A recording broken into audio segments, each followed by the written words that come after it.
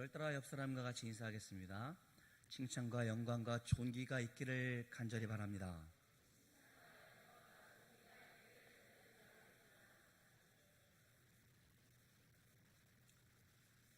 제 친구 중에 이디오피아 사람이 있습니다. 그들은 저보다 키가 머리만큼 더 많은 게 아니라 더 커요. 얼마나 큰지. 그런 분하고 제가 친구거든요. 제가 선교를 갔을 때 저를 인솔했던 전도사님인데 지금 목사님이 되었는데 이제 페이스북을 통해서 메신저를 통해서 소식을 주거니 받거니 하다가 들었던 이야기입니다. 그가 이제 목사가 되어지고 이제 사역을 하는 데 있어서 케냐 사람들을 섬기기 위해서 이디오피아와 케냐의 접경 지역으로 가게 되었다라고 하면서 기도해달라고 이야기를 합니다. 왜 그곳으로 가게 되었냐라고 물었더니 케냐에서 이슬람 세력들에 의해서 핍박을 받는 그리스도인들이 갈 데가 없어서 이디오피아 접경 지역에 이런 피난처를 얻어가지고 생활하게 되어졌는데 그들을 약탈하고 그들 가운데 개종을 요구하고 그런 사람들 가운데 섬기고자 내가 그곳에 간다, 기도해달라라고 이야기를 합니다. 기독교인들에 대한 박해는 지금도 전 세계적으로 점차 악화되어져 가고 있습니다. 이슬람 강세 지역인 중동 지역과 아프리카 사하라 이남 지역에 더욱더 그러하고 아주 최악에 극달할 정도로 아주 심해지고 있습니다. 최근에는 이 아시아와 중남미에서도 이렇게 심심치 않게 이렇게 심각해지는 박해가 우리 가운데 놓여져 있습니다. 기독교인들이 다양하고 심각한 이런 종교 자유를 침해를 받고 있고 또 기독교 신자를 향하여 강간을 일삼고 살인, 고문을 한다든지 이런 강력범죄가 대수롭지 않게 일어나고 있는 것이 지금의 현재 상황입니다. 2016년 통계에 의하면 약 9만 명의 사람들이 신앙 때문에 이렇게 죽임을 당했다, 우리말로 순교를 당했다라고 얘기를 하는데 이 숫자는 6분마다 한 명씩 죽어가고 있는 것을 말하고 있습니다. 기독교인에 대한 박해는 초대교회에도 있었습니다. 오늘 함께 읽었던 베드로전서를 읽고 있는 이 서신을 받고 있는 사람들의 상황도 박해가 시작되어지고 있었던 상황이었습니다.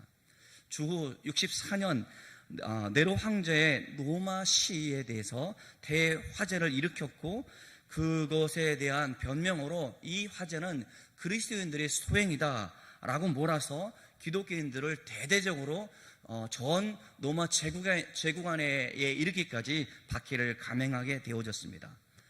사도 바울도 그 당시에 있었습니다마는 사도 베드로도 로마에서 지금 기독교에 대한 박해가 진행되고 있었다는 사실을 목격하였고 이 박해의 강풍이 로마 제국 안에 있는 여러 나라 가운데 임할 것을 예견하면서 미움과 비방을 초래하는 일이 분명히 있을 것이다라는 사실을 알고 이 소식을 오늘 일전에 나와 있는 것처럼 소아시아에 있는 5개 지역의 사람들 가운데 읽을 수 있도록 하나님께서 이 편지를 보내게 해 주었습니다. 로마에서 발생했던 이러한 대대적인 박해가 조금 있으면 미치게 되어질 것을 염려하는 마음으로 이 서신을 받는 사람들 가운데 여러 가지 고난 가운데 신앙생활하고 있는 여러분들에게 지금 로마 대박해가 지금 여러분들 가운데 크나큰 충격과 두려움 가운데 임할 것을 걱정하면서 그럼에도 불구하고 이 불같은 시험 가운데 여러분들이 하나님의 은혜에 굳게 서서 고난을 극복하라라고 말씀해 주고 있습니다. 그럼 비록 우리는 성도는 여러 가지 시험을 당하고 있습니다만은 하나님께서 주시는 넘치는 구원의 은혜로 말미암아 우리는 그럼에도 불구하고 기뻐할 수 있는 사람들입니다. 당시 대부분의 기독교인들은 로마를 떠나서 오늘 1장 본문 1절에 나와 있는 말씀처럼 본도, 갈라디아, 갑바도기아, 아시아와 비두니아에 흩어져 나그네처럼 짓도 없이 바위 굴 속에 들어가 피신하여 살게 되어집니다. 5개 도시 중에 지금도 갑바디오기아, 그러니까 현재 터키의 안티키아라는 도시에 가면 그때 당시에 흔적들이 남아있는데 성경 역사 탐방을 가다 보면 뾰족뾰족한 민둥산 그 가운데 수천 개의 동굴이 있다는 사실을 보게 되어집니다. 우리 잠깐 그림 한 장 보겠습니다. 이게 지금 산 속에 보면 구멍이 송송송 나와 있죠. 이렇게 이 굴을 파서 심지어 90m 정도의 굴을 들어가서 파서 그곳에서 생활을 하면서 대박해를 피하고자 했다라는 것입니다. 로마 군인들이 기독교인을 잡아서 죽이려고 하는 그런 박해 현장들 가운데 모래 암벽을 파들어가 그곳에서 생활하려고 했었고, 굴 속으로 로마 군인들이 쳐들어올 것을 대비하여 그 굴은 한 사람만 지나갈 수 있도록 그렇게 팠다라고 이야기를 합니다. 좁은 통로가 지하의 미로처럼 연결되어 있어서 생활하는 그 사람들도 이 길이 어떤 길인지 모를 정도로 그렇게 살았다라고 이야기를 합니다. 로마 황제 네로의 그 추격을 피해서 그렇게 공동생활을 시작했다라는 것입니다. 우리가 로마에 가면 카타콤이라는 그 무덤이 지하에 있는데 그 무덤이 있는 지하에서 기독교인들이 생활했다는 것들도 우리가 보게 되어집니다. 다른 것들은 다 포기할 수 있었고, 예수 믿는 그 신앙 하나만을 가지고 목숨도 간신히 부지할 만큼 그렇게 어려운 환경 가운데 살아갔던 사람들, 이 편지를 받고 있었던 사람들이었습니다. 내일에 대한 아무런 기대도 없이, 안전도 답보함도 없이 그렇게 캄캄한 동군 생활을 하게 되어졌다라는 것이죠. 매일 그렇게 캄캄한데 생활하다 보니까 시력은 점점점 나빠져서 밖에 나왔을 때는 장님이었던 사람들도 많이 있었고, 심지어 전염병이 한번 돌면 수많은 사람들이 죽었다라는 것입니다. 그래서 하나님께서는 베드로의 마음을 감동시켜 주어서 이 편지를 그들에게 보내서 고난 가운데에도 위로를 얻고 환난의 때에도 오직 우리가 의지할 분은 하나님입니다 라고 그렇게 말씀해 주고 있는 것입니다. 그래서 3절의 말씀대로 그 안에서 산 소망이 있게 하시려고 이 편지를 썼다라고 그렇게 말씀해 주고 있습니다. 그러니까 다시 말하면 사도 베드로는 모든 것을 포기하고 흩어져 있던 당시의 기독교인들에게 그들이 아직도 소망을 가지고 살아야 될 이유가 있다라고 말씀해 주고 있습니다. 지금은 저렇게 대대적인 기독교적인 핍박이 우리나라에 없기 때문에 여러분 지금 귀를 닫으시겠습니까?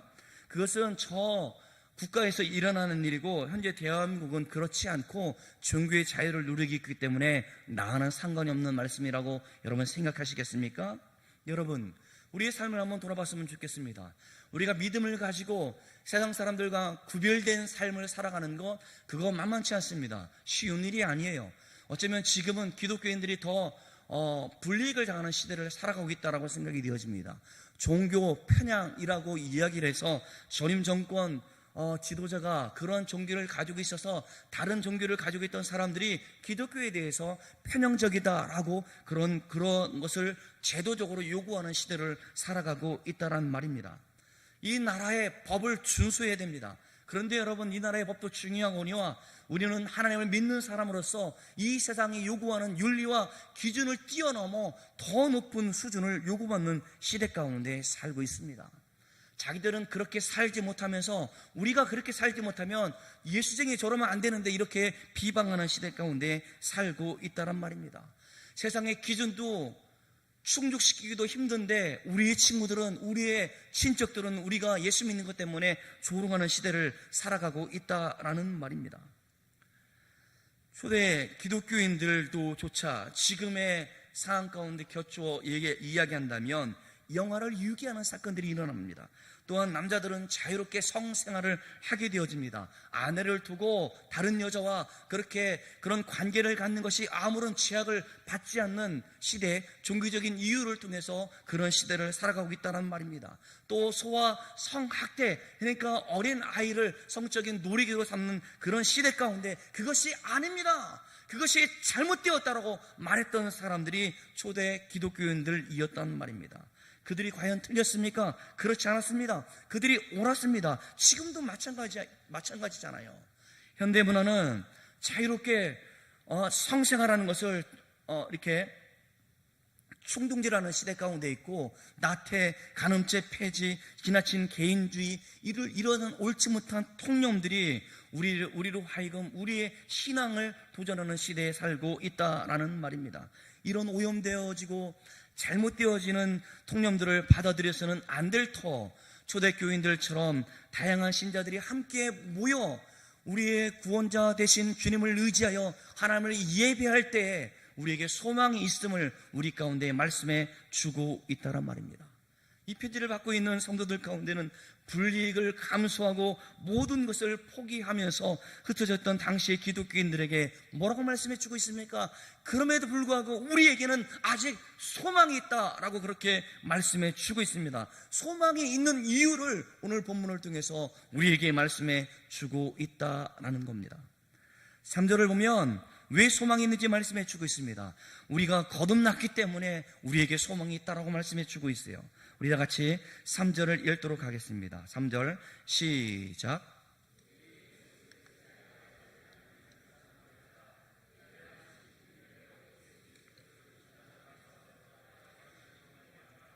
우리를 거듭나게 하사 산 소망이 있게 하시며, 하나님께서 보시기에 우리는 아무리 보아도 이뻐할 구석이 하나도 없는 그런 사람들입니다. 자격이 없는 사람들이에요. 웬 은혜입니까? 하나님께서 우리를 불쌍히 여겨주시사 그럼에도 불구하고 모든 사람들이 구원받기를 원하시는 것이 하나님의 사랑의 마음이었습니다. 하나님께서 우리를 구원하실 때는 우리가 그것을 위해서 어떤 대가를 지불하지 않냐고 독생자 예수 그리스도께서 십자가에 죽으시는 그것만으로 우리로 하여금 구원의 은혜를 우리 가운데 베풀어 주셨단 말입니다. 우리가 하나님 앞에 산 것이 아무것도 없는데도 말입니다. 그러나 하나님께서는 우리를 구원해 주시기 위해서 그냥 말씀으로만 내가 너희를 사랑한다 말씀하지 않으셨습니다. 하나밖에 없는 독자 아들 예수 그리스도를 십자가에 피 흘려 죽으시게 내버려 두어야 했단 말입니다. 이것이 놀라운 은혜요, 이것이 조건 없는 사랑이라 우리는 그렇게 이야기를 합니다. 아마도 여러분, 부모님들이 여러분을 미워하지는 않을 겁니다. 아니면 우리 아이에게 우리 간이 필요하다면 간도 내어주고 싶은 것이 부모의 심장이지 않겠나 생각이 되어집니다. 그런데 말이죠, 그럼에도 불구하고 내가 너를 위해서 내 신체를 주었는데 너가 나를 이렇게 소홀하게 대할 수 있는 것 때문에 우리가 섭섭한 마음을 갖는 것이 사람의 마음 같아요. 그런데 하나님께서는 그렇지 않습니다. 우리가 한 번도 받아보지 못했던 그 사랑을, 한 번도 알지 못했던 그 사랑을 우리 가운데 주셨단 말입니다. 그러므로 우리는 하나님의 형벌과 진노를 피할 수 있게 되어졌고, 이제는 하나님을 나의 주님, 나의 주인으로 인생의 모든 것이라 고백하면서 그분을 따라가는 것이 기쁨이고 그분을 예배하는 것이 즐거움이고 우리가 가장 잘할 수 있는 것이라 말할 수 있게 되어졌단 말입니다. 조건 없이 사랑해 주셨어요. 그 영원한 죽음의 형벌에서 이제는 영원한 생명으로 다시 살리셨고 우리로 하여금 산 소망, 살아있는 소망, 활기 있는 소망을 우리 가운데 주셨다라는 말입니다. 아멸과 동굴 속에서도 좌절하지 않고 Living Hope, 조 엘피스, 산 소망, 우리에게 살아있는 그 소망을 주면서 우리에게 격려해 주고 있다라는 말입니다. 그래서 역사적으로도 그들은 그 안에서 죽음을 두려워하지 않고 믿음을 지키며 살다가 그 토굴 속에서 죽음을 맞이했다라고 말하고 있습니다. 히브리서 11장 38절에 세상도 이기고 죽음도 초월한 사람이라고 그렇게 표현해 주고 있어요. 우리 다 같이 읽겠습니다. 시작. 이런 사람은 세상에 감당치 못하도다. 저희가 광야와 산중과 아멸과 토굴에 유리하였느니라. 세상에 그들을 붙잡아 둘 수 없었다라는 말입니다. 이 사람들은 세상도 이기고 죽음도 이겼던, 죽음도 초월했던 사람들이라고 그렇게 말씀해 주고 있어요. 여러분, 세상에서 제일 무서운 사람이 누구입니까? 아이들은 호환, 마마가 제일 무섭다라고 비디오 공익 광고에 나왔던 것을 기억을 합니다.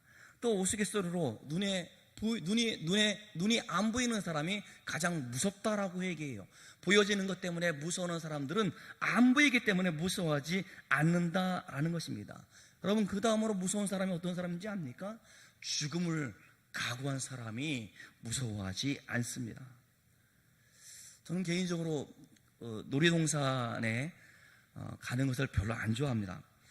첫째는 용인에 있는 에버랜드 청룡열차, 당시 제가 대학생 때 360도 회전하는 그런 롤러코스터를 타는 게 너무나 무섭습니다. 서서히 점차로 조금씩 올라갑니다. 그것도 심장이 떨려 죽겠는데 갑자기 팍 떨어지더니 피. 그때 제가 깨달았던 진리, 내가 왜 내 돈 내고 지옥을 경험하는가 라는 그런 생각 이후에 절대로 그 이후부터는 그것을 타지 않으려고 합니다. 물론 탈 때도 있어요. 아이들 성화에 못 이겨서 주일학교 아이들과 우리 학생들과 함께 놀이동산에 가게 되어지면 탈 때도 있습니다만은 내 돈 내고 타고 싶지가 않아요. 왜? 그것이 지옥과 같은 고통이라 생각이 되어지기 때문에 그렇습니다. 그런데 우리 아이들과 함께 시간을 보내야 하기 때문에 좋은 아빠가 되기 위해서 노력을 해야 되지 않겠어요? 워터파크에 가게 되어졌습니다. 긴 투브에 온 가족이 둘러앉아서 이게 물살을 타고 쭉 떨어져 내려가는 겁니다. 아빠잖아요. 아이들 앞에서 어떻게 무섭다라는 표정을 지을 수 있겠습니까? 붙잡고 말이죠. 나는 안 무섭다. 그런데 웬걸 얼마나 크게 소리를 질렀는지 아이들이 깔깔깔깔 웃고 말이죠. 그랬던 것이 기억이 납니다. 소리 지르는 게 너무 좋았던지 아이들은 다른 것도 타고자 합니다. 제가 저렇게 제일 무서운 것도 탔는데 다른 것은 못 하겠습니까? 또 탔습니다. 그래도 다시는 타고 싶지 않아요. 내 돈 내고 지옥을 맛보고 싶지 않단 말입니다. 그만큼 무서웠던 경험들이 있기 때문에 그래요. 제가 이런 말씀을 드리는 게 적절치 않다라는 사실을 너무나 잘 알고 있습니다. 그러나 여러분, 죽을 각오를 하고 그것을 타고자 한다면, 우리가 이 세상 살아갈 때 죽음을 맛보는 그런 경험을 했다라고 한다면, 우리가 그런 경험을 했다라고 한다면 죽음의 위기 가운데도 죽음이 두렵지 않다라는 사실입니다. 우리는 죄로 죽을 인생이 아닙니다. 죄로 죽었던 사람들이에요. 죄로 죽었기 때문에 우리 앞에 놓여있는 어떠한 위기, 어떠한 고난, 어떠한 상황 가운데 그것이 우리로 하여금 죽음을 통하여 우리를 두렵게 하지 않는단 말입니다. 이미 죽었던 사람들이에요. 그래서 다시 죽지 않아요. 그거 두려워하겠습니까? 그거 두려워하지 말고 오늘 본문에 뭐라고 말씀해 주고 있냐면 천국의 소망을 붙들고 잘 이겨내라 라고 말씀해 주고 있어요. 우리는 거듭났기 때문에 우리에게 소망이 있다라는 말입니다. 사도를 보면 또 이렇게 말해주고 있습니다. 우리를 위하여 하늘에 간직한 것 때문에 우리에게 소망이 있다라고 말씀해주고 있습니다. 우리 다 같이 4절 읽도록 하겠습니다. 시작. 적지 않고 더럽지 않고 쇠하지 아니하는 유업을 있게 하시나니 곧 너희를 위하여 하늘에 간직하신 것이라. 아멘. 아마 우리 귀에 익숙한 단어가 유업이라고 생각이 되어져요. 개역개정 성경이 번역되어지기 전에 개역 한글에서는 기업 이런 말을 많이 사용했습니다. 또 우리가 성경에도 이 기업이라는 말이 272회나 나올 정도로 굉장히 중요시 여기는 단어, 기독교인들에게 기업이 굉장히 중요하다고 말씀해 주고 있습니다. 우리가 심신있게 듣는 말이 어느 기업이 부도가 났다, 어느 기업이 망할 것 같다라는 그런 말을 하는데 그런 기업을 연상을 했으면 좋겠습니다. 그런데 오늘 노마에서 살다가 흩어져 있던 사람들, 도망쳐 나오느라 자기의 기업을 하나도 챙기지 못하고 다 버려두고 나왔어요. 그렇기 때문에 하루아침에 거지가 되었단 말입니다. 그러나 이 기업이 무너지는 현장 가운데 초대 기독교인들이 하나님께 드렸던 놀라운 고백이 뭔지 아십니까? 히브리서 10장 34절입니다. 같이 읽어보도록 하겠습니다. 시작. 너희가 갇힌 자를 동정하고 너희 산업을 빼앗기는 것도 기쁘게 당한 것은 더 낫고 영구한 산업이 있는 줄 알미라. 지금 그들이 산업이 무너지고 빼앗김을 당했습니다. 그런데 산업이 빼앗길 때 어떻게 당했다라고요? 기쁘게 당했다라고 말씀해 주고 있습니다. 그렇습니다, 여러분. 그들은 이 땅에서 그들의 기업이 무너지고 빼앗김을 당하면서도 불구하고 기쁘게 당했습니다. 그 이유가 무엇이냐면 더 낫고 영구한 산업이 있는 줄 알았기 때문이다라고 말씀해 주고 있어요. 기업, 상속권, 소유물로 불리는 이 유업이 있는 줄 알았기 때문에 그들은 기뻐했다라고 하는 말씀해 주고 있습니다. 기쁘게 당했다라고 말씀해 주고 있어요. 땅에서 가지고 있는 기업보다 훨씬 더 나은 것이고 영원히 없어지지 아니하는 기업인 것을 알았기 때문에 그 사람들은 그것을 소망하여 살았기 때문에 그렇게 당하여도 기뻐했다라고 말씀해 주고 있다란 말입니다. 이 세상의 기업은 썩고 더럽고 쇠한다라고 말씀해 주고 있습니다. 여러분, 어느 기업에 대한 안 좋은 소문이 나면 SNS에 소문이 쫙 퍼지게 됩니다. 그러면 불매운동을 해서 심지어 문을 닫게 되어지는 그런 기업도 있게 되어지고, 반사회적인 그런 활동을 하는 사람들은 그 기업이 얼마나 어려움을 당하는 것을 우리는 심진지 않게 보게 되어집니다. 세상의 기업은 썩고 더럽혀지고 쇠하는 반면에 천국은 그렇지 않다. 성도들이 장차 상속하게 될 천국이라는 기업은 이 세상 기업과 본질적으로 다르다라는 것입니다. 구약시대의 이스라엘 백성들 가운데 주었던 소망은 뭐냐면 가나안 땅을 하나님께서 우리에게 예비해 주었다라고 말씀해 주고 있는데, 그 가나안 땅은 완벽한 땅이 아니었습니다. 그러나 하나님께서 장차 우리에게 줄 기업은, 천국에서 우리에게 유산으로 받을 그 기업은 완벽한 기업인 것을 알았기 때문에 그들은 그럼에도 불구하고 기쁘게 당했다라는 것입니다. 이 세상 기업들은 뜻하지 않는 재해나 사건들로 인해서 파괴되고 사라질 수 있지만 성도가 받을 영적인 유업, 기업은 그 어떤 것에도 영향을 받지 않는단 말입니다. 영원토록 시들지 않고 견고한 자태를 유지하는 기업이 바로 성도들에게 유업으로 주어진 것이란 말입니다. 하나님께로부터 상속받은 그 유업은 쇠하지 않고 썩지 않고 더럽혀지지 않는단 말입니다. 기업은 부도나지만 하나님께서 상속으로 우리에게 주신 그 유업은 부도나는 법도 없고 빼앗기는 법도 없다란 말입니다. 그래서 이 영원한 기업이 성도들에게 있어서 그렇게 침침한 굴 속에서도 믿음을 지킬 수 있는 살아있는 소망이 되었다라고 말씀해 주고 있어요. 7절에 보면 믿음의 시련을 통해서 예수님께서 나타나실 때에 칭찬과 영광과 존귀를 얻게 될 것이기 때문에 소망이 있다라고 말씀해 주고 있습니다. 우리 다 같이 7절 읽겠습니다. 시작. 너희 믿음의 확실함은 불로 연단하여도 없어질 금보다 더 귀하여 예수 그리스도께서 나타나실 때에 칭찬과 영광과 존귀를 얻게 할 것이니라. 아멘. 소크라테스 아시죠? 소크라테스의 저작들이 남아있는데 엘피스, 즉 소망이라는 단어는 어떤 의미로 쓰여지냐면 도저히 바랄 수 없는 기대, 희망, 이루어지지 않는다라는 전제로 쓰는 단어가 엘피스라는 단어입니다.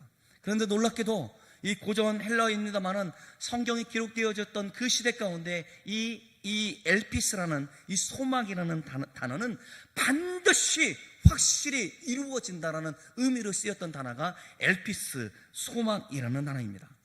우리는 예수 그리스도로 말미암아 3절에 뭐라고 거듭났다라고 말씀해 주고 있고 4절에 뭐라고 하늘의 유산을 받게 되었다고 말씀해 주고 있고, 또 우리는 말세에 나타날 최종적인 구원을 이루어가는 과정에 있다라고 설명해 주고 있습니다. 5절에는 뭐라고 말씀해 주고 있냐면 이러한 성도들은 이 세상에서 하나님의 능력으로 완벽한 보호를 받게 되어진다라고 말씀해 주고 있습니다. 우리의 본향 저 천국이 우리의 확실한 소망이기에 본향이 아닌 이 세상에서의 잠시 체류하고 있는 성도들이 만나는 많은 어려움들, 고난은 아무것도 아니라고 설명해 주고 있는 겁니다. 그래서 6절에 뭐라고 말씀해 주고 있냐면 여러 가지 시험으로 말미암아 잠깐 근심하게 하지 않을 수 없다. 그러니까 우리가 여러 가지 시험을 만나면 근심하게 된다라는 것입니다. 그런데 단서가 있습니다. 잠깐 근심하게 된다라고 설명해 주고 있다는 것입니다. 저희 모친이 이 술을 놓는 것을 이렇게 동그란 에다가 천에다가 이 술을 놓으면 얼마나 예쁜지, 그래서 이불 호청에다가 이렇게 썼던 것을 기억을 합니다. 그런데 여러분, 그 수 놓을 때에 보면 뒤집어 보면 어떻습니까? 온갖 짜투리 실들이 계속 있지 않아요. 그러하듯이 자수판의 뒷면에 여러 가지 실들이 얽혀져 있는 것처럼 우리의 삶 가운데도 다양한 삶의 정황들을 만나지게 되어지는데, 그 정황들은 때로는 기쁨이고 즐거움이고 행복할 수도 있지만, 그럼에도 불구하고 때로는 어떨 때는 힘들고 어렵고 고난이고, 왜 나만 이런 고난을 겪는 것 같은 그런 삶의 모습이 있다라는 말입니다. 심지어 믿지 않는 사람들이 우리를 비방하고 조롱합니다. 너가 예수를 믿어도 그냥 그렇게밖에 살 수 없는데, 그럼에도 불구하고 너가 진실로 하나님 믿느냐라고 우리를 조롱할 수도 있다는 말입니다. 심지어 타 종교 이슬람 지역에서는, 저 인도에서는 직장도 주지 않고 폭행하고 살인해도 문제가 되지 않는 그런 시대 가운데 살아가고 있다라는 말입니다. 견디기 없는 상황들이에요. 사도 베드로는 비록 하나님께서 믿음의 연단을 위해서 성도들에게 시련을 주시지만, 그것이 성도들에게 시험이 되어지고 그것 때문에 잠깐 근심할 수 있다라는 것을 전제하고 있고 인정하고 있습니다. 그렇지만 3절에서 5절의 내용들 때문에 우리는 근본적으로 크게 기뻐할 수 있다라고 설명하고 있다라는 말입니다. 왜냐하면 시련 앞에서 근심하는 것이 당연한 일이다라고 히브리서 12장 11절에 그렇게 말씀해 주고 있지만, 성도들이 장차 누리게 될 영광을 생각할 때 그 시련은 아주 잠깐이다라는 것입니다. 영원 전부터 영원까지 우리를 사랑하신 그 영혼이 어떠합니까? 우리가 살아가고 있는 이 땅 가운데 시간은 비록 요 종이 한 장의 두께만큼도 되지 않는 그런 시간들이란 말입니다.